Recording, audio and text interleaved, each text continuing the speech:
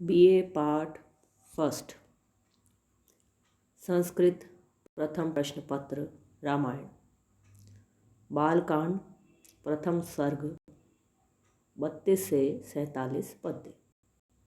मैं डॉक्टर मनीषा गोदारा, सह आचार्य संस्कृत, राजकीय बांगड़ महाविद्यालय, डीडवाना। वाल्मीकि द्वारा रचित रामायण के बालकांड का प्रथम सर्ग 32वां पद्य।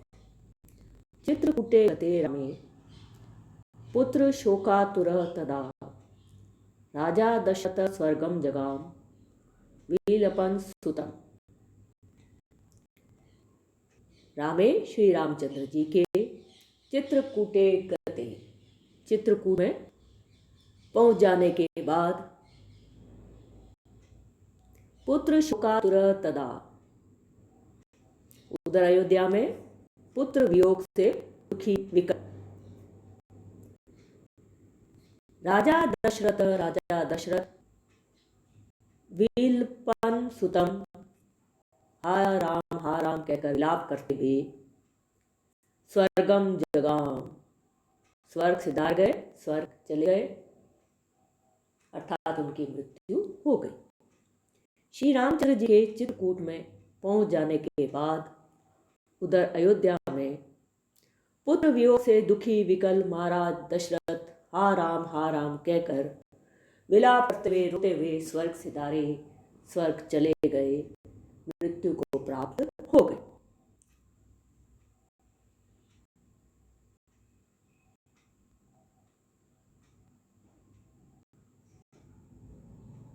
चित्रकूटे सम्येकवचन का रूप।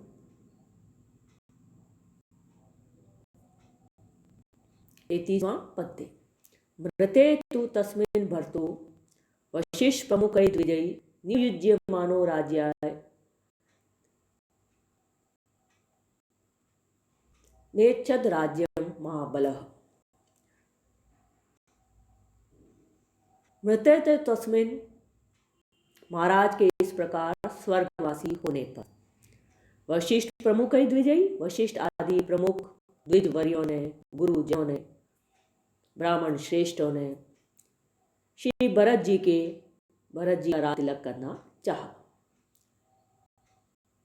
नियुज्य मानो राजा है, राज्य पे नियुक्त करना चाहा, राज तिलक करना चाहा। महाराज के इस प्रकार स्वर्गवासी होने पर वशिष्ठ आदि प्रमुख द्विज वर्यों ने श्री भरत जी का राज तिलक करना चाहा। न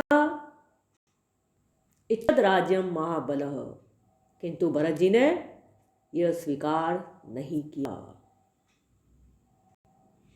महाराज के इस प्रकार स्वर्गवासी होने पर वशिष्ठ आदि प्रमुख द्विज वर्यों ने श्री भरत जी का राज तिलक करना चाहा, किंतु भरत जी ने स्वीकार नहीं किया। स जगाम वनम वीरो राम पाद प्रसादक तत्वा तु सुमहात्मनम रामम सत्य पराक्रमम।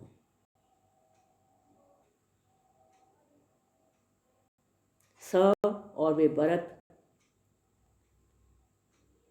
पूज्य श्री रामचंद्र जी को प्रसन्न कर मनाने वन को गए।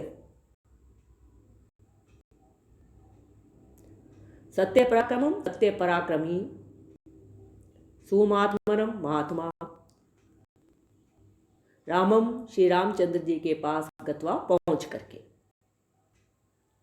और वे पूज्य श्री रामचंद्र जी को प्रसन्न कर मनाने वन को गए। सत्य पराक्रमी महात्मा श्री रामचंद्र जी के पास पहुंचकर अयाचत भ्रातरम रामम आर्य भाव पुरस्कृतः त्वमेव राजा धर्मज्ञेति रामम वचो अब्रवीत। अयाचत भ्रातरम, उन्होंने अत्यंत विनय भाव से प्रार्थना की कि हे राम, आप धर्मज्ञ हैं, अर्थात ये धर्मशास्त्र की आज्ञा है कि बड़े भाई के सामने छोटा भाई राज्य नहीं पा सकता, अतः आप ही राजा होने के योग्य। उन्होंने अत्यंत विनय भाव से प्रार्थना की, हे राम, आप धर्मज्ञ हैं, अर्थात ये धर्मशास्त्र की आज्ञा है कि बड़े भाई के सामने छोटा भाई राज्य नहीं पा सकता, अतः आप ही राजा होने के योग्य हैं।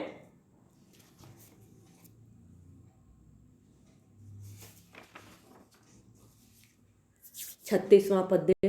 रामो अपि परमोदार सुमुख सुमायशा न चेतत पितुरादेशात् राज्यम रामो बाहुबलः। किंतु श्री राम जी के प्रति परम उदार, अति उदार, सुमुख अत्यंत प्रसन्न वदन प्रसन्न मुख वाले, सुमायशाति यशस्वी होने पर भी उन महाबली श्री राम जी ने पितु आदेशात पिता के अनुकूल राज्य करना स्वीकार नहीं किया। किंतु श्री राम जी के अति उदार, अत्यंत प्रसन्न वदन और अति यशस्वी होने पर भी महाबली श्री राम जी ने पिता के आदेश के अनुसार, आदेश के अनुकूल राज्य करना स्वीकार नहीं किया। पादुके च अस्य राज्याय न्यासं दत्त्वा पुनः पुनः निवर्त्यामास ततो भरतं भरत अग्रजः।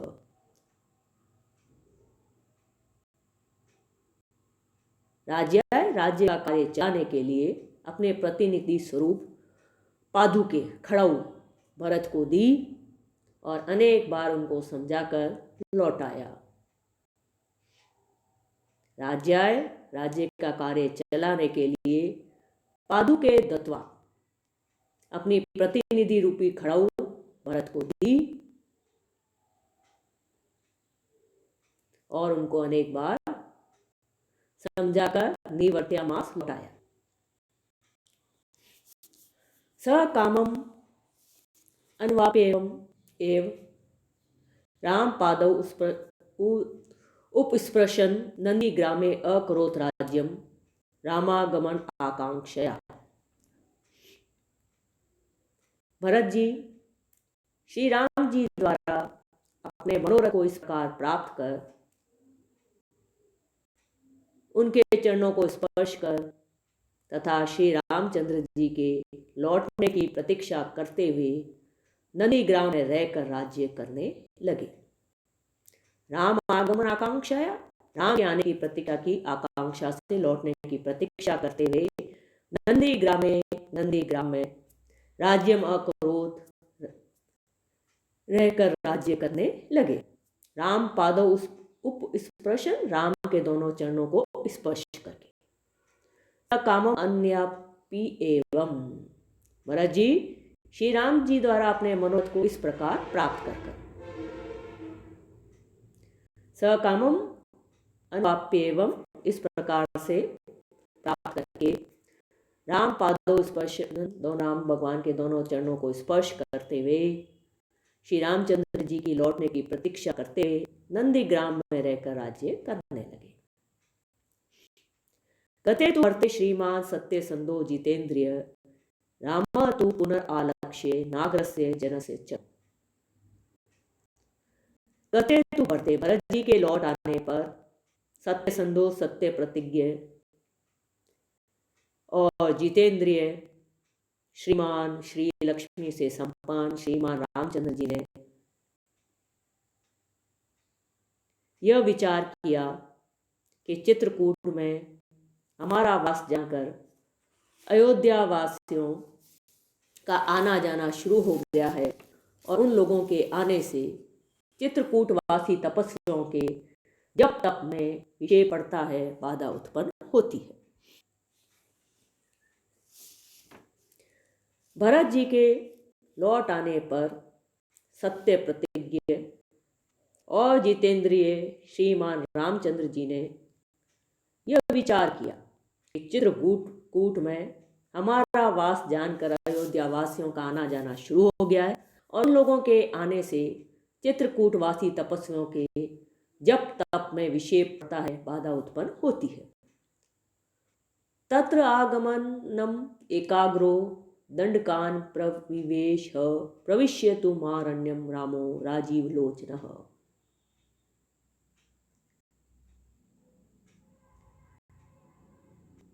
पितृ आज्ञा के पालन में दत्तचित्त। श्री रामचंद्र जी चित्रकूट छोड़ दंडकारण्य वन में चले गए और दंडक वन में पहुंच राजीव लोचन श्री रामचंद्र जी ने एकाग्रो पितृ आज्ञा के पालन में दत्तचित्त। श्री रामचंद्र जी चित्रकूट छोड़कर दंडकान प्रविवेश दंडकारण्य वन में चले गए। विश्वतुमारण्यम और दंडक वन में पहुंचकर राजीव लोचना कमल के समान नेत्र वाले श्री रामचंद्र जी ने विरादम राक्षसम हत्वा शरभंगम ददर्श सुतीक्ष्णम च अपि अगस्त्यम च अगस्त्य भ्रातरम तथा। विराद नामक एक राक्षस को जान से मार डाला। विरादम राक्षसम हत्वा, विराद नामक एक राक्षस को जान से मारा और उसके पश्चात वे शरभंग ऋषि से मिले। तत्पश्चात वे सुतीक्ष्ण अगस्त्य और अगस्त्य ऋषि के भाई से भी मिले। विराट नामक एक राक्षस को जान से मारा और तत्पश्चात वे शरभंग ऋषि से मिले। तत्पश्चात वे सुतीक्ष्ण अगस्त्य और अगस्त्य के भाई से भी मिले। अगस्त्य वचनात् चेव जगह ऐन्द्रम शरासनम खड्गम च परम प्रीतः त्रिणी राक्षसायकौ। अगस्त्य वचनात् चेव, अगस्त्य जी के कहने पर उन्होंने ऐन्द्रम शरासनम, इंद्र का धनुष ग्रहण किया अर्थात लिया। परम प्रीत, साथ ही परम प्रसन्न होकर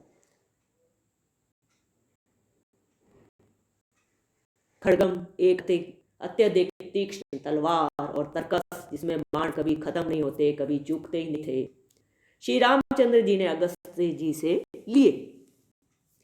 अगस्त्य जी के कहने पर उनसे उन्होंने इंद्र का धनुष ग्रहण किया अर्थात लिया। साथ ही परम प्रसन्न होकर एक अति पैनी तलवार और तरकस जिसमें बाण कभी चूकते ही नहीं थे, श्री रामचंद्र जी ने अगस्त्य जी से लिए। वस्तः तस्य रामस्य वने वनचरैः ऋष्यो अभ्यागमन् सर्वे वधाय असुर राक्षसाम्।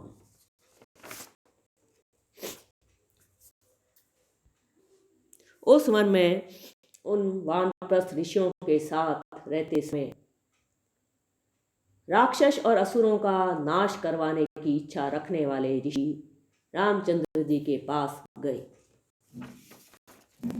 वस्तः तस्य रामस्य वने, राम भगवान के उस वन में रहने के समय वनचरैः सह, वन में रहने वाले अपने वानप्रस्थ ऋषि अभ्यागमन सर्वे, सभी आए, वधाय असुरक्षताम, असुरों और राक्षसों का वध करने के लिए, करवाने के लिए श्री रामचंद्र जी के पास आए।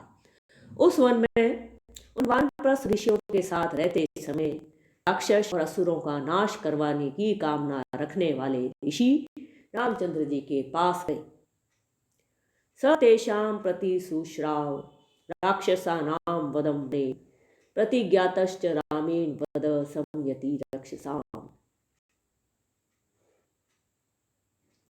श्री रामचंद्र जी ने दंडकारण्य वासी राक्षसों के वध कराने के लिए जैसे कि ऋषियों ने प्रार्थना की थी, तदनुसार युद्ध में उनको मारने के लिए प्रतिज्ञा की। श्री रामचंद्र जी ने दंडारण्य वासी राक्षसों के वध के लिए जैसे कि ऋषियों ने प्रार्थना की थी, तदनुसार युद्ध में उनको मारने के लिए प्रतिज्ञा की। ऋषिणाम अग्निकल्पानाम दंडकारण्यवासिनाम ते तत्रैवस्ता जनस्थान निवासिनी।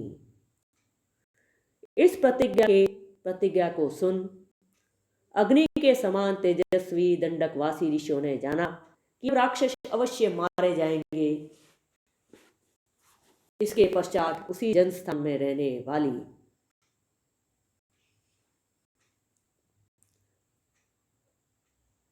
ऋषि नाम अग्नि कल्पना नाम दंडकारण्य वासी नाम, इस प्रतिज्ञा को सुन अग्नि के समान तेजस्वी दंडकवासी ऋषियों ने जाना कि अब राक्षस अवश्य मारे जाएंगे। इसके पश्चात उसी जनस्थान में रहने वाली वीरूपिता शूर्पणखा राक्षसी काम रूपिणी तथा शूर्पणखा वाक्या उद्यता उक्तान सर्व राक्षसान् खरम त्रिशीर्षम च एव दूषणम च एव राक्षसम जी जगान रणे राम तिशाम चेव पदानुगान। कामरूपिणी अपनी इच्छानुसार अपना रूप बदलने वाली, कामरूपिणी अपनी इच्छानुसार अपना रूप बदलने वाली राक्षसी शूर्पणखा को उन्होंने विरूप किया, उसके नाक कान काट डाले,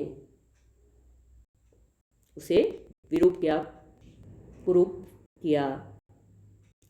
तत्पश्चात शूर्पणखा के वाक्यों से उत्तेजित हो लड़ने के लिए आए खर, दूषण, त्रिशिरा आदि तथा उनके सब अनुचरों को श्री रामचंद्र जी ने युद्ध में मार डाला। कामरूपिणी अपनी इच्छानुसार अपना रूप बदलने वाली राक्षसी शूर्पणखा को उन्होंने विरूप किया। तत्पश्चात शूर्पणखा के वाक्य को सुनकर उत्तेजित हो लड़ने के लिए आए खरम, खर, दूषण, त्रिशीर्षम, त्रिशिरा आदि तेषाम च पदानुगान और उनके सब अनुचरों को श्री रामचंद्र जी ने रणे युद्ध स्थल में निजगान मार डाला। तत्पश्चात शूर्पणखा के वाक्यों से उत्तेजित हो लड़ने के लिए आए हुए खर, दूषण, त्रिशिरा आदि तथा उनके सब अनुचरों को श्री रामचंद्र जी ने युद्ध में मार डाला।